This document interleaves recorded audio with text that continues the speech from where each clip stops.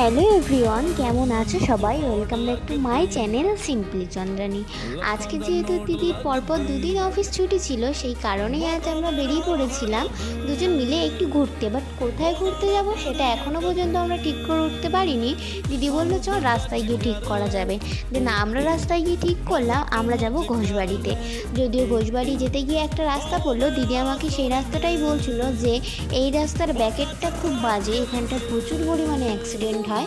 আর আমরা যেদিন গেছি তার আগের দিনে একটা স্পট ডেট হয়েছে, আর সেই ভিডিওটাও আমি দেখেছিলাম। আর দিদি এত মর্মান্তিকভাবে অ্যাক্সিডেন্টটা হয়েছে সেটা শোনার পরে তো আমরা দুজনেই খুবই ভয় পেয়েছিলাম।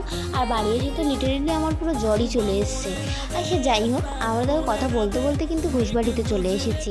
আর এখানটায় দেখো ঘোষবাড়িতে নাকি সবাই বলছিল নতুন করে নাকি আবার নাকি রিপেয়ারিং করিয়েছে। বাট আমার তো কিছুই দেখে মনে হলো না যে কী নতুন করে রিপেয়ারিং করিয়েছে।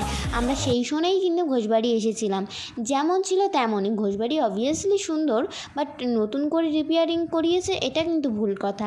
সেমই আছে ঘোষবাড়ি। আর এখান থেকে দেখো আমরা একটা রেস্টুরেন্টে চলে গিয়েছিলাম। এখানটা একদমই ভালো না। যে চিকেন ললিপপটা আমরা অর্ডার দিয়েছিলাম এত পরিমাণে খেতে বাজে, পুরো পুড়িয়ে ফেলেছিল আর তেতো লাগছিল।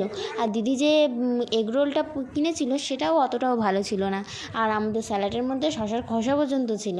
আর পরিষেবা একদমই ভালো না, অনেকক্ষণ ধরে বসিয়ে রেখেছিলো। আর যেখানে রান্না করাচ্ছে তার ঠিক এই পাশে খাওয়ার টেবিলগুলো ছিল, যদিও চোখ মুখ খুবই জ্বালা করছিল। তো আজকের ভিডিওটা তো আমার এই পর্যন্তই ছিল। যদি ভিডিওটি ভালো লেগে থাকে like comment share and subscribe করতে ভুলো না কিন্তু। Thanks for watching. দেখা হচ্ছে নেক্সট কোনো মিনি ব্লগে।